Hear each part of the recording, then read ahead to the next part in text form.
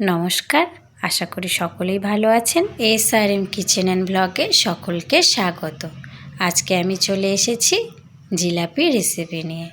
রথযাত্রা এসেই গিয়েছে, তো আমরা বাড়িতেই এইভাবে খুব সহজ পদ্ধতিতে কম সময়ে জিলিপি রেসিপি বানিয়ে নিতে পারবো। তাহলে চলুন বন্ধুরা, দেখে নেওয়া যাক।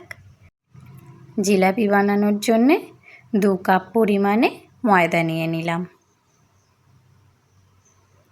আর 1 চা চামচ ইনো পাউডার নিয়ে নিয়েছি। একসাথে একটু মাখিয়ে নেব। 2 কাপ ময়দার জন্যে 1.5 কাপ জল দিয়ে দেব। জলটাকে একেবারে দিয়ে দেব না, একটু একটু করে দিয়ে গোলাটাকে গুলে নেব। চ্যানেলটিকে সাবস্ক্রাইব করে পাশে থাকার অনুরোধ রইল সকলেরই কাছে। গোলাটাকে 8 থেকে 10 মিনিট ফাটিয়ে নিতে হবে। তো আমি এখানে 4 মিনিট মতো প্রথমে গোলাটাকে ফাটিয়ে নিচ্ছি। এই অবস্থাতেই ঢাকা দিয়ে রেখে দিচ্ছি। এদিকে জিলাপির শিরাটাকে বানিয়ে নেব। গরম কড়াইতে চিনি দিয়ে দিয়েছি। একটু নাড়াচাড়া করতে থাকবো যাতে চিনিটা গলে গিয়ে একটু কালার আসে। কিছুক্ষণ নাড়াচাড়া করতে দেখুন আস্তে আস্তে গলতে শুরু করে দিয়েছে, কালারটাও আসতে শুরু করে দিয়েছে। চিনিগুলো সমস্তটাই গলে গিয়েছে। চিনি দিয়ে কালারটা বানিয়ে নেওয়ার সময় জালটাকে আস্তে রাখতে হবে। ফুটে উঠেছে এই পর্যন্তই।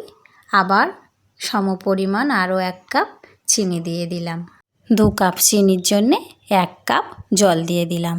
চিনিটাকে কিছুক্ষণ নাড়াচাড়া করে নিলেই গলে যাবে, ভয় পাওয়ার কিছু নেই। আর কালারটাও দেখুন কত সুন্দর এসেছে। চিনি দিয়েই কালারটা বানিয়ে নিলে ফ্রুট কালারের আর প্রয়োজন হবে না। দেখতেই পাচ্ছেন 1 বলক ফুটে গিয়েছে। এবার দেখে নেব একটু চটচটে ভাব হয়েছে কিনা। জিলাপির শিরাটা রেডি হয়ে গিয়েছে।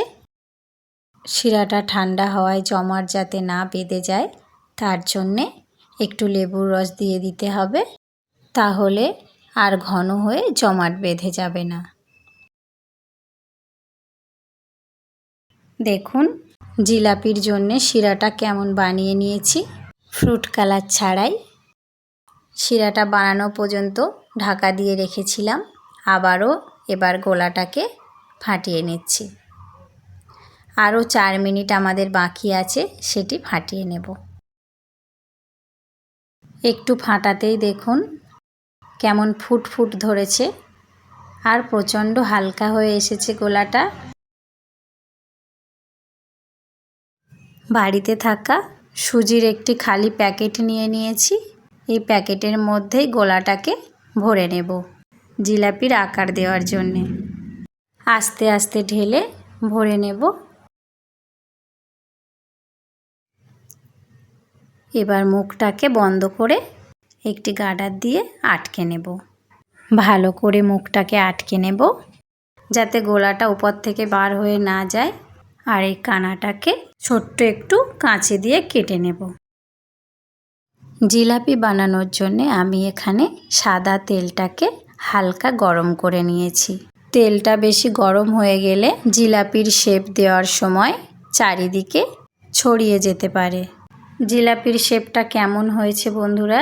এবার জালটাকে বাড়িয়ে দিলেই জিলাপিটা হালকা বাদামি হয়ে ভাজা হয়ে যাবে। একটি জিলাপি আমি ট্রাই করে নিয়েছি। আবারও আমি একে একে জিলাপির শেপ দিয়ে দেব আর হালকা বাদামি করে ভেজে নেব।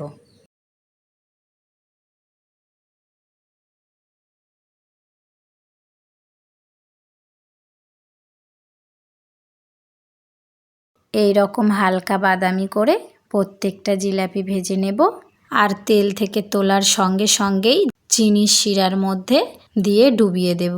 একটুও দেরি যাতে না হয় সেদিকে খেয়াল রাখতে হবে। হালকা গরম তেলের মধ্যে জিলাপির শেপ দিলে সবকটি জিলাপির শেপই একই রকম হবে। জিলাপির শেপ নিয়ে আর ভাবার দরকারই লাগবে না। এখানে আমি জিলাপি বানানোর জন্যে চিতানো কড়া ব্যবহার করিনি, সেজন্য একটি করেই বানিয়ে নিচ্ছি। সমস্ত জিলাপিগুলো একই রকমভাবে বানিয়ে নিয়েছি। দেখুন শেষে আর এইটুকু জিলাপির শিরা বেঁচে আছে। গরম গরম জিলাপিগুলো পরিবেশন করে দেব। দেখুন তো বন্ধুরা, কেমন হয়েছে জিলাপিগুলো অবশ্যই আমাকে জানাবেন। লাইক কমেন্ট শেয়ার অবশ্যই করবেন। উপর থেকে কিছু বাদাম কুচি ছড়িয়ে দিলাম দেখতে সুন্দর লাগার জন্যে। ধন্যবাদ সকলকেই।